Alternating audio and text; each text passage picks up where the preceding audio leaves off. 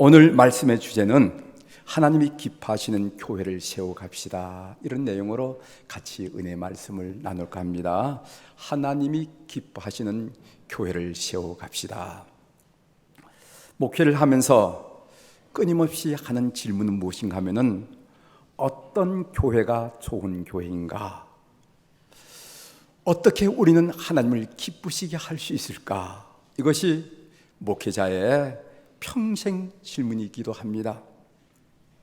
오늘 창립 110주년을 기념하면서 드리는 이 예배 이 순간에도 하나님 앞에서 조용히 드리는 질문은 무엇인가 하면 바로 이것입니다. 하나님, 우리 교회는 어떤 교회가 되어야 합니까? 우리 교회가 어떤 교회가 되면 하나님이 좋아하시죠? 하나님이 기뻐하시죠? 이것이 바로 오늘 이 예배 드리는 이 순간 우리 마음속에 들려지는, 그리고 또 드리는 기도의 제목이 된다 하는 내용입니다. 우리가 이런 질문을 가지고 목회를 하고, 우리가 이런 질문을 가지고 신앙생활을 할 때 반드시 살펴보아야 할 말씀은 사도행전의 말씀입니다. 왜냐하면 사도행전에 가장 정확한 그리고 분명한 교회론에 대한 말씀이 거기에 들어있기 때문에 그렇습니다. 사도행전이 밝혀주는 교회 공동체의 본질을 우리가 함께 살펴보면서 우리 교회가 또 지향해야 할 방향을 함께 나누는 그런 시간으로 함께 갖고자 합니다. 첫 번째로, 사도행전적 교회는 성령 공동체였음을 우리는 알게 됩니다. 예수님의 마지막 명령 중 첫 번째는 성령을 기다리라 하는 것입니다. 오늘 우리가 사도행전 1장 4절을 보면은 부활하신 예수님께서 성도들에게 한 말씀이죠. 예루살렘을 떠나지 말고 내게서 들은 바 아버지의 약속하신 것을 기다리라. 이 아버지의 약속하신 것이 무엇이냐면은 성령이 임한다는 것입니다. 약속하신 성령님께서 오순절날 마가야 다락방에서 임하신 것을 보게 됩니다. 그 내용이 사도행전 2장의 1절 이하에 있습니다. 제가 천천히 여러분들에게 읽어드리겠습니다. 오순절 날이 이름에 그들이 다 같이 한 곳에 모였더니 호련히 하늘로부터 급하고 강한 바람 같은 소리가 있어 그들이 앉은 온 집에 가득하며 마치 불의 혀처럼 갈라진 것들이 그들에게 보여 각 사람 위에 하나씩 임하여 있더니 그들이 다 성령의 충만함을 받고 성령의 말하게 하심을 따라 다른 언어들로 말하기를 시작하니라. 4절까지 말씀을 읽었습니다. 이렇게 임하신 성령께서 역사하신 내용, 성령이 이렇게 역사하신다, 성령이 이렇게 역사하셨다라고 간증하고 고백하고 증언한 내용이 바로 사도행전이란 말씀이라는 것입니다. 그래서 학자들은 사도행전을 사도행전이라 말할 것이 아니라 성령행전이라 이렇게 말하는 것이 바람직하다, 이렇게 이야기하기도 합니다. 교회는 성령 중심적이 되어야 됩니다. 작은 교회나 큰 교회나 연수가 낮은 교회나 아니면 깊은 교회나 할 것 없이 교회는 성령 중심적이 되어야 됩니다. 교회는 성령 없이는 세워질 수가 없고 교회는 성령 없이는 존속할 수가 없습니다. 교회가 교회되기 위해서는 성령 충만해야 됩니다. 진정한 교회가 되기 위해서는 교회는 성령의 역사심에 민감하게 반응할 줄 알아야 돼요. 우리 교회는 성령이 우리 교회를 통해서 역사하신 것에 민감하게 반응하는 그런 공동체가 되기를 주의 이름으로 축원합니다. 성령님이 이걸 원하시는구나, 성령님의 시선이 저쪽에 가 있구나, 성령님이 우리를 통해서 이렇게 일하시길 원하시구나 할 때 민감하게 반응하는 예민한 성도들이 되기를 주의 이름으로 축원합니다. 두 번째로, 사도행전적 교회는 선교 공동체였습니다. 사도행전의 두 번째 명령은 내 증인이 되라는 것입니다. 오늘 사도행전 1장 8절의 말씀을 우리가 함께 읽었는데, 사도행전 1장 8절에 보면은 오직 성령이 너에게 임하시면은 너희가 권능을 받고 예루살렘과 온 유대와 사마리아와 땅까지 이르러 내 증인이 되리라 하시니라. 사도행전을 기록한 누가는 초대교회는 처음부터 시작부터 선교 공동체였음을 강조하고 우리들에게 밝혀주고 있습니다. 교회는 선교를 위해서 태어났고 선교함으로 존재하였습니다. 선교는 교회 여러 가지 사역 중에 하나가 아니라 교회 본질적인 사역이었습니다. 선교하는 교회는 교회이고 선교하지 않는 교회는 교회가 아니라는 말씀이에요. 예수님께서 부활하셔서 제자들에게 나타나서 제일 처음 하신 말씀이 무슨 말씀인지 아십니까? 우리가 오늘 교독의 말씀으로 읽었습니다. 그것은 바로 선교 명령이었어요. 요한복음 20장 21절에 보면은 예수께서 또 이르시되 너에게 평강이 있을지어다. 샬롬. 이 샬롬은 인사말입니다. 우리가 아침 드셨어요 라고 얘기하는 것처럼 샬롬은 인사말입니다. 너에게 평강이 있을지어다 하고 이어서 얘기한 중요한 말씀인데, 아버지께서 나를 보내신 같이 나도 너희를 보내노라. 이 말씀이 예수님께서 죽은 지 사흘 만에 부활하시고 성도들, 제자들을 만날 때 첫 번째 하신 말씀이 바로 이 말씀이었습니다. 이 말씀은 교회의 사명을 보여주는 중요한 말씀입니다. 이것은 교회 공동체의 모든 지체가 선교사가 되어야 할 것을 부탁하신 말씀이에요. 그러므로 교회는 단지 선교사 몇 명을 파송했다고 우리는 선교 사명을 잘 감당했노라고 이렇게 말해서는 안 된다는 것입니다. 교회 공동체 안에 있는 모든 구성원들이 나는 선교사야, 나는 선교할 거야, 나는 선교사야 하는 이런 선교 마인드를 가져야 된다는 것을 우리는 성경을 통해서 알 수가 있습니다. 교회는 지상에서 언제나 선교 공동체로 존재할 뿐입니다.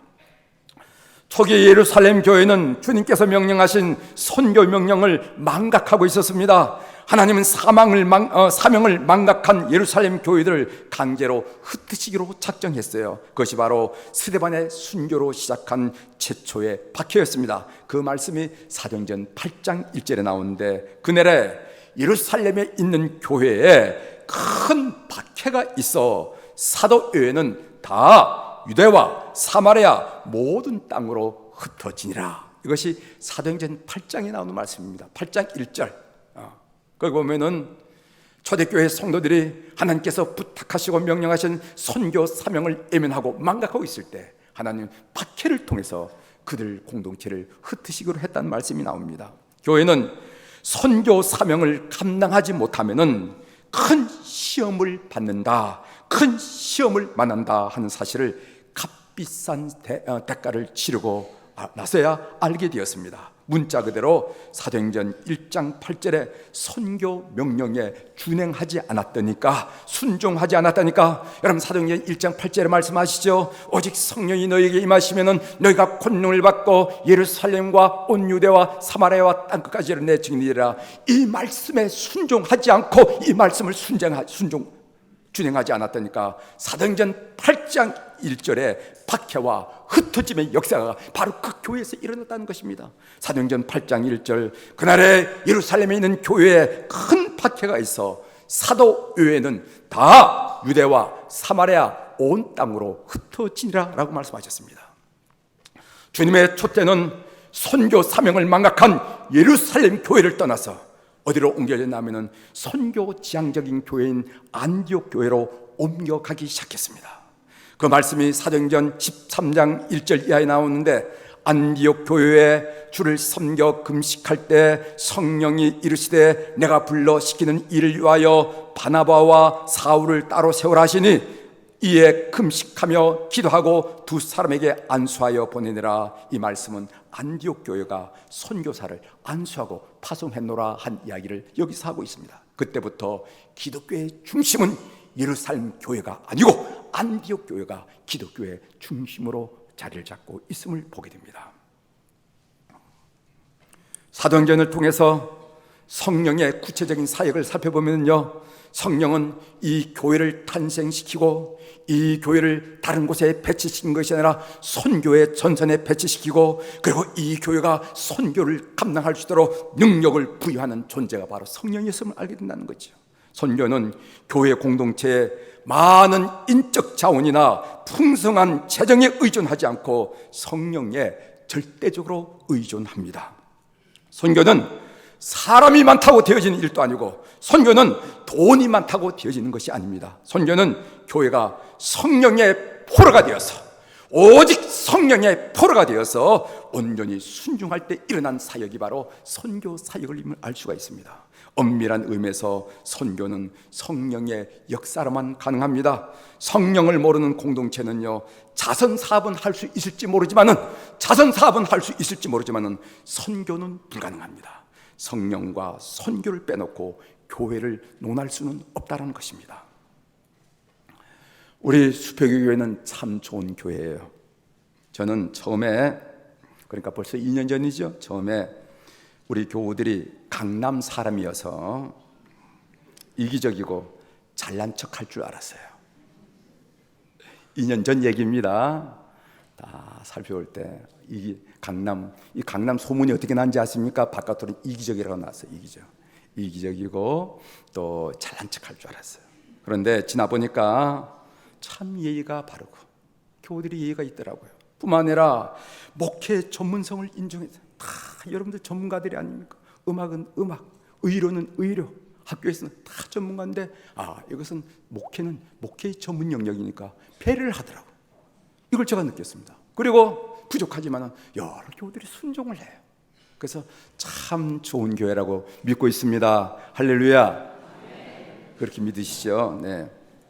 올해 우리 수표교 교회 표어는 하나님의 마음을 시원하게 하는 선교 지향적인 교회입니다. 사실 주제는 선교 지향적인 교회인데 횟수가 바뀌니까 좀 새롭게 하기 위해서 앞뒤에다 형용사를 더 붙인 거죠. 네, 선교 지향적인 교회. 우리 교회는 선교를 가장 잘하는 교회, 선교에 대해서 가장 배울 것이 많은 교회, 그리고 한국교회 선교를 도전하는 교회로 자리매김하기를 열망하고 기대하고 소원하고 있습니다. 우리 교회는 선교를 표로만 하는 교회가 아니라 몸으로 실천하는 교회입니다. 어떤 교회는 가보면 표만 선교야. 그런데 하는 거 보면 전혀 상관이 없는, 우리는 표만으로 입으로만 하는 것이 아니라 몸으로 실천하는 교회가 우리 교회입니다. 제가 몇 가지 소개해 드리도록 하겠습니다. 먼저 우리 남녀 선교회가 지온 교회를 방문하고 있습니다. 우리 교회 남녀 선교회는 국내 미자립 교회를 여러 군데 지원하고 있는데 올해부터 각 선교회는 1년에 한 번 미자립 교회를 방문해서 함께 미자립 교우들과 예배를 드리고 그리고 중보 기도를 같이 하고 또 가능하다면 지역 전도도 하고 옵니다. 눈으로 미자립 교회의 어려운 상황을 살펴보고 이렇게 고군분투하는 목회자들의 노고를 격려하고 선교회 지원금이 얼마나 미자립 교회의 소중한 자원인지도 살펴보고 확인하고 오가면서 회원 서로 간에 교제를 나누고 선교 만인들을 함양하는 이 기회, 이 일을 참여하는 분들이 다 좋아해요. 제가 가능하면 이 일에 참여하려고 합니다. 그러면은 현재 있는 미자립 교회 전사님 깜짝 놀란 목사님들이, 아니 담임 목사님이 이렇게 올 수도 있냐고 깜짝 놀라요. 그러나 가능하면 우리 교회 중요한 행사가 없는 이상 참여하려고 저는 하고 있는데 그런데 그 참여한 회원들이, 선교 회원들이 남자 여자 할 것 없이 참 좋다고 이렇게 다 기뻐하십니다. 나는 이것을 보고 선교한다고 얘기해요. 선교한다기 뭐냐? 이것을 바로 선교한다고 얘기할 수 있는 거예요. 두 번째로 우리 북한 선교위원회가 활동하고 있습니다. 현재 한국에 거주하고 있는 탈북자 수는 32,000명 정도라 이렇게 이야기하고 있습니다. 우리 곁에 있는 탈북민을 잘 섬기지 못하면서 통일 선교 또는 복음 통일을 운운한다는 것은 위선이고 허망한 일이라고 저는 알고 있어요. 우리는 지난 7월 31일에 서울 관악구 아파트에서 탈북민 모자 40대 여인과 그리고 6살 난 아들이 아사 상태로 발견됐다는 신문 보도를 보고 충격을 받았습니다. 먹고 살겠다고 탈북했는데 남한에 와서 굶주려 죽었다는 사실을 우리가 듣고 아연실색을 했어요. 탈북민은 미리 우리 가운데 다가온 통일이고 하나님께서는 이 탈북민을 통해서 남한 그리스도인들의 통일 의지를 시험해보는 리트머스 시험지라 이렇게 여겨집니다. 너희들이 정말 통일할 희망이 있는지, 통일한 의지가 있는지, 통일한 꿈이 있는지, 통일한 기도가 있는지 보여주기 위해서 리트머스 시험지를 넣듯이 우리 이렇게 보여주는 게 난 탈북자라고 이렇게 생각한단 말이지. 우리 교회는 매주 수요일 복음 통일을 위한 기도회를 갖습니다. 이번 주일은 85차 기도회. 복음 통일을 위한 기도회를 시작한 동기가 있습니다. 그 동기는 무엇이냐면은 분단의 땅에, 잘린 이 한반도 땅에 살아가면서 성도들의 마땅한 책무란 마음의 부담 때문에, 그런 부담 때문에. 우리도 모여서 기도 안 해도 됩니다. 근데 자꾸만 마음의 부담이 생기는 부담. 이 분단의 땅을 살아가면서, 이 땅에서 호흡하고 살아가면서 우리가 이 분단의 아픔을 우리가 아픔으로 여기지 않다면 이게 그리스도인이가 있는가 하는 그런 질문 때문에, 마음의 부담 때문에 우리가 이번 주일에는 85차 기도를 갖고 있어요. 통일의 그날까지 복음 통일을 위한 기도를 쉬지 않을 작정입니다. 우리 교회는 다음 학교를 지원합니다. 다음 학교는 만 14세부터 만 30세에 이르는 탈북 청소년들에게 성경적 세계관을 기반으로 인재를 양성하고 있는 교육시설입니다. 다음 학교의 교육 목적 중에는 통일을 준비하는 다음 세대라 하는 그런 교육 목적이 있습니다. 또한 해솔 직업사관학교를 지원합니다. 해솔 직업사관학교는 탈북 청소년들이 직업을 가지고 수 있도록, 그래 산업 설비나 전기 기술 등 실제적인 직업 교육을 통해서 우리나라에 잘 안착할 수 있도록 돕는 기숙형 직업사관학교예요. 이 일을 우리가 교회가 돕고 있습니다. 또 세 번째로 이슬람 선교위원회가 활동하고 있습니다. 우리 교회는 무슬림 특화의 이주민 사역을 하고 있습니다. 이주민이 우리 주변에 많이 있잖아요. 한국에는 아랍인들이 10,000명 이상 거주하고 있습니다. 여러분, 아랍인은 파키스탄인을 아랍인이라고 그러지 않습니까?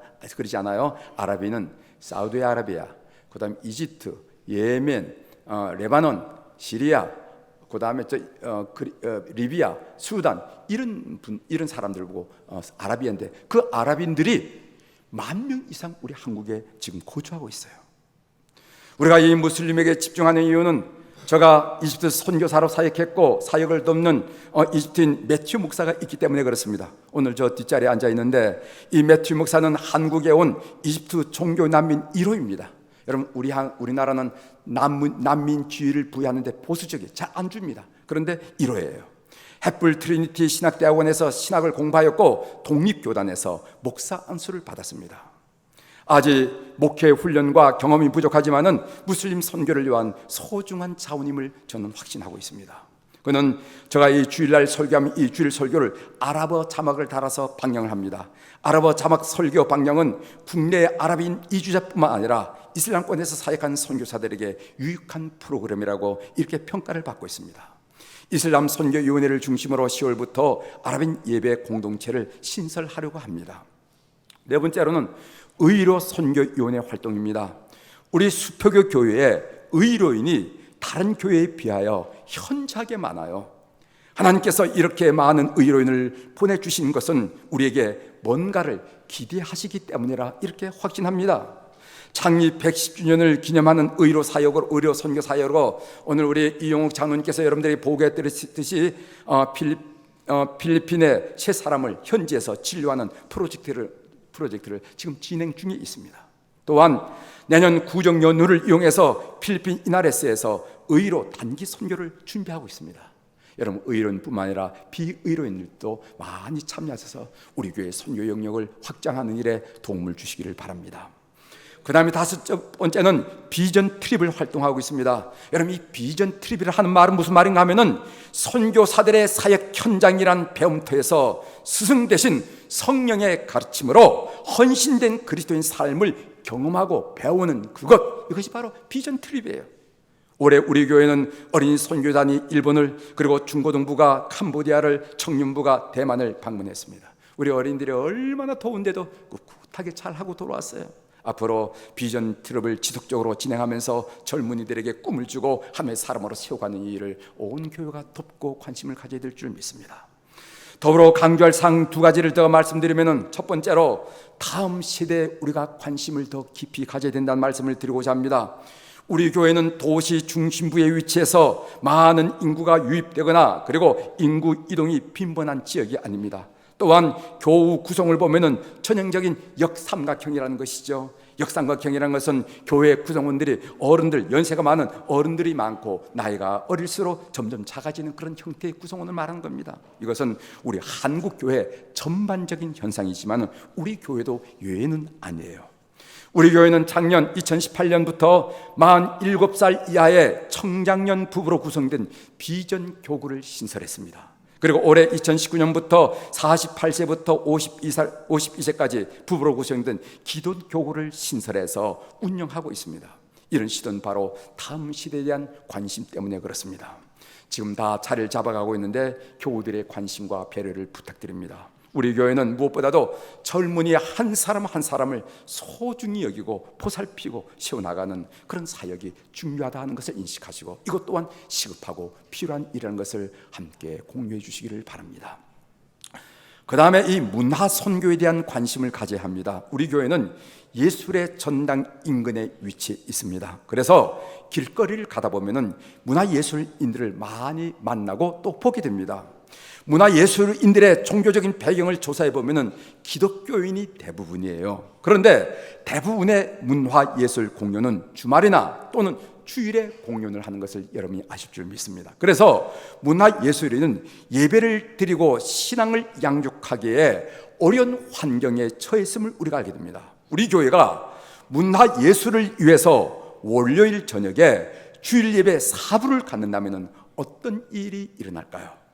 한번 해볼 만한 시도가 아니겠습니까? 이것을 꿈꾸고 있습니다. 제가 마지막으로 선교적 교회에 주시는 축복과 영광 두 가지를 말씀드리고 오늘 말씀을 마치도록 하겠습니다. 먼저 선교하면은 건강한 교회가 됩니다. 교회는 그리스도의 몸입니다. 그리스도의 몸인 교회는 크다고 건강한 게 아닙니다. 교회는 크든 작든 우선 건강해야 합니다. 건강하지 못한 교회가 크는 것은 그것은 부흥 성장하는 것이 아니라 비대해지는 것입니다. 교회가 비대해지는 것은 작은 것보다 더 심각한 문제를 초래할 수가 있습니다. 세속화되기 쉽고 타락하기 쉬워요. 육체적으로 건강해지려면 운동을 하고 에너지를 발산해야 되는 것처럼 교회도 건강해지려면 선교사에게 힘을 쏟고 에너지를 발산해야 됩니다. 선교에 열중하면은요 그리스도인 개개인의 신앙이 성숙하고 건강해질 뿐만 아니라 교회도 건강하고 화평하고 은혜가 넘치고 성숙한 교회가 된다는 것을 우리가 알게 됩니다. 그래서 선교하면은 건강한 교회가 됩니다. 두 번째로는 선교하면은 영광스러운 교회가 됩니다. 목회자나 성도들이나 선교 지향적인 교회에 속한다는 것은 대단히 행복하고 중요한 일입니다. 왜냐하면은 위대한 교회의 일원으로서 하나님께서 예비하는 영광에 동참하는 축복을 누릴 수 있기 때문에 그렇습니다. 선교는 비유하건대 단체 경기와 같습니다. 월드컵 축구대회에서 우승팀에게는 금메달을 11개만 주는 것이 아니라 45개를 준다는 거예요. 금메달을. 왜? 운동장에서 뛴 선수들, 그리고 벤치를 지키는 후보 선수들, 그리고 감독, 코치, 의료진, 그리고 지원요원, 번역을 하고 통역한 사람들도 있어야 되니까. 그래서 우승을 위해서 함께 노력한 모든 사람들에게 금메달이 수여된다는. 그래서 우승을 받으면 45개 금메달이 주어진다는 것입니다. 선교도 마찬가지라고 믿습니다. 현지에 나가서 수고하고 헌신한 선교사는 물론이거니와 선교하는 교회의 일원으로서 선교를 위해서 함께 수고했다면 함께 영광을 누리게 되는 것을 성경을 통해서 알 수가 있습니다. 장차 우리가 주님 앞에 설 때 세상에 무엇이 여러분들의 자랑이 되리라 생각하십니까? 난 이게 자랑이 될 거야 하고 여러분 꼽는 것이 무엇이겠습니까? 오직 우리가 선교를 통해서 얻은 영혼들이 자랑이요 영광이 될 것입니다. 바울 사도는 이렇게 고백했어요. 여러분 데살로니가전서 2장 19절 20절에 보면은 우리의 소망이나 기쁨이나 자랑의 면류관이 무엇이냐? 무엇이 우리의 소망이 되고 기쁨이 되고 우리 입에 자랑이 되겠느냐? 그가 강림하실 때 우리 주님 앞에 너희가 아니냐?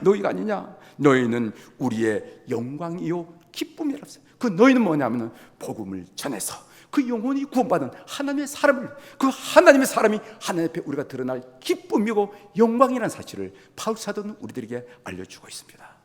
이제 말씀을 맺겠습니다. 어떤 교회가 위대한 교회입니까? 여러분, 큰 교회가 위대한 교회입니까? 아니에요. 위대한 주님의 선교 명령에 전적으로 헌신한 교회가 위대한 교회라고 저는 믿습니다. 그 교회가 작든 크든 중간치든 큰 교회든 관계없이 위대한 주님의 선교 명령을 삶의 중심으로 여기고 그렇게 헌신한 교회, 난 위대한 교회라 믿어요. 여러분, 어떤 그리스도인의 삶이 위대한 삶입니까? 여러분 생각해 보셨습니까? 저는 위대한 주님의 선교 명령을 목숨 걸고 수행하는 삶이 위대한 그리스도인 삶이라고 저는 믿는 사람이에요. 어떤 삶이 위대한 삶입니까? 여러분, 어떤 삶이 위대한 그리스도인 삶입니까? 생각해 보세요. 저는 위대한 우리 주님의 선교 명령에 아멘 하고 그 일에 삶을 던질 줄 아는 사람이 위대한 인생을 살았다고 저는 믿는 사람입니다. 이런 선교에 헌신하여 하나님이 기뻐하시는 교회로 섬겨지고 세워지는 우리 교회가 되기를 주의 이름으로 축원합니다. 기도하시겠습니다.